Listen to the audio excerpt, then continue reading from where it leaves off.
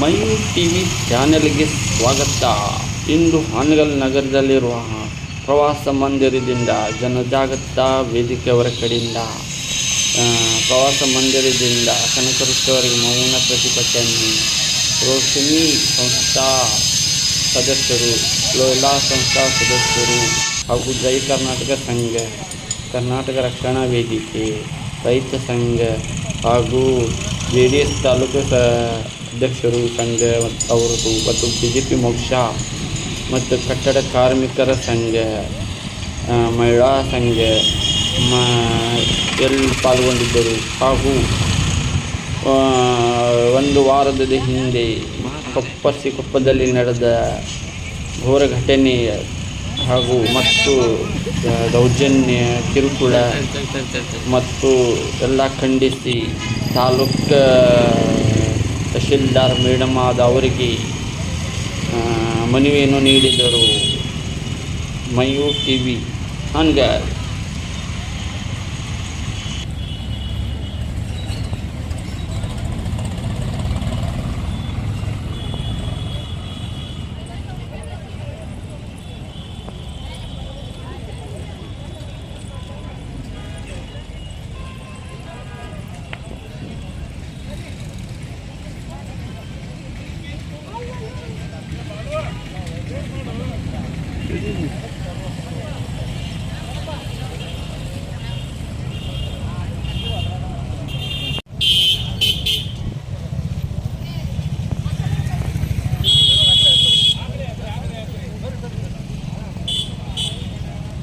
ಎರಡು 2024ರಂದು ಹಾವೇರಿ ಜಿಲ್ಲೆ ಹಾನಗಲ್ಲಿನ ಪ್ರವಾಸಿ ಮಂದಿರದಲ್ಲಿ ಜರುಗಿದ ಸಮಾನ ಮನಸ್ಕರ ಜಾಗೃತಿ ವೇದಿಕೆ ಸಭೆಯ ನಡವಳಿಕೆಗಳು ಮತ್ತು ದೈನಂದಿನ ವಿವಿಧ ಪತ್ರಿಕೆ ಹಾಗೂ ಮಾಧ್ಯಮಗಳ ಪ್ರಕಟವಾದ ಉಲ್ಲೇಖವನ್ನು ಆಧರಿಸಿ ಈ ಮೂಲಕ ನಾವು ಹಾವೇರಿ ಜಿಲ್ಲೆ ಹಾನಗಲ್ ತಾಲೂಕಿನ ಸಮಾನ ಮನಸ್ಕರ ಜಾಗೃತಿ ವೇದಿಕೆ ವತಿಯಿಂದ ವರ್ಷ 48 ವಿದ್ಯುತ್ ಕಂಬಕ್ಕೆ ಕಟ್ಟಿ ಚಪ್ಪಲಿ ಹಾರ ಹಾಕಿ ಅರೆಬೆತ್ತಲೆ ಮಾಡಿ ಕೋಲು ಬಳಿಗೆಗಳಿಂದ ಹೊಡೆದು ಬೆಂಕಿ ಹಚ್ಚಿ ಸುಟ್ಟು ಕೊಲೆ ಮಾಡಿದ ಪ್ರಸಂಗ ಇಡೀ ಮಾನವ ಕುಲ ತಲೆ ತಗ್ಗಿಸುವಂಥ ಕೃತ್ಯವಾಗಿದೆ.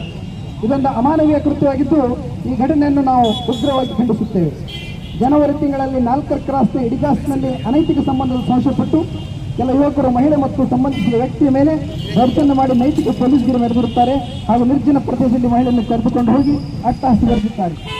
ಎರಡು ಕುಟುಂಬಗಳ ನಡುವಿನ ವೈಯಕ್ತಿಕ ದ್ವೇಷದ ಕಾರಣವಾಗಿ ಕೊಲೆ ಮಾಡಿ ಪ್ರಕರಣ ಮುಚ್ಚಿ ಹಾಕಲು ಮೃತದೇಹವನ್ನು ಅಕ್ಕಿ ಹಾಲನ್ನು ಹೊರವಲಯಕ್ಕೆ ತೆರೆದೊಯ್ದು ಸುಟ್ಟು ಹಾಕಿ ಬಂದಿರುವ ಘಟನೆಯು ಸಾರ್ವಜನಿಕರನ್ನು ದಿಗ್ಭ್ರಮೆಗೊಳಿಸಿದೆ.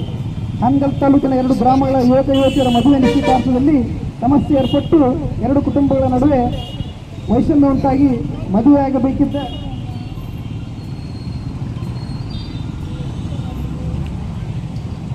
ನಡೆಯುತ್ತಿರುವುದರಿಂದ ಸಾರ್ವಜನಿಕರು ಕಳವಳ ವ್ಯಕ್ತಪಡಿಸುತ್ತಿದ್ದಾರೆ.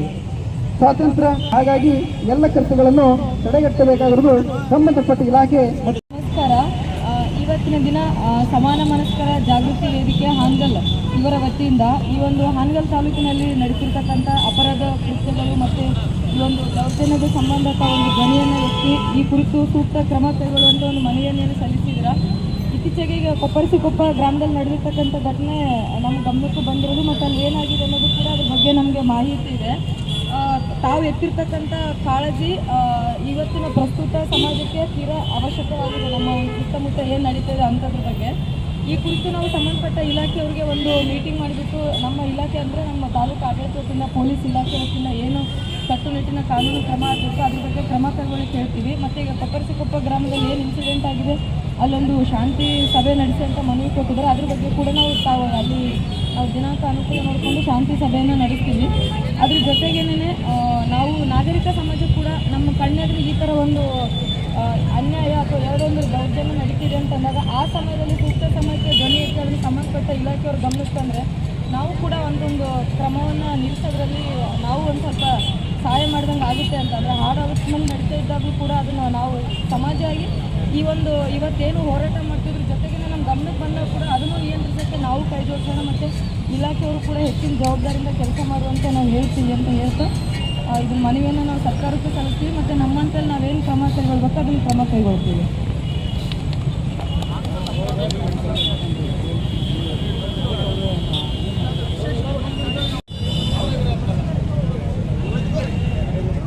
ಓನ್ ತೆಗೀರಿ ಅವ್ನು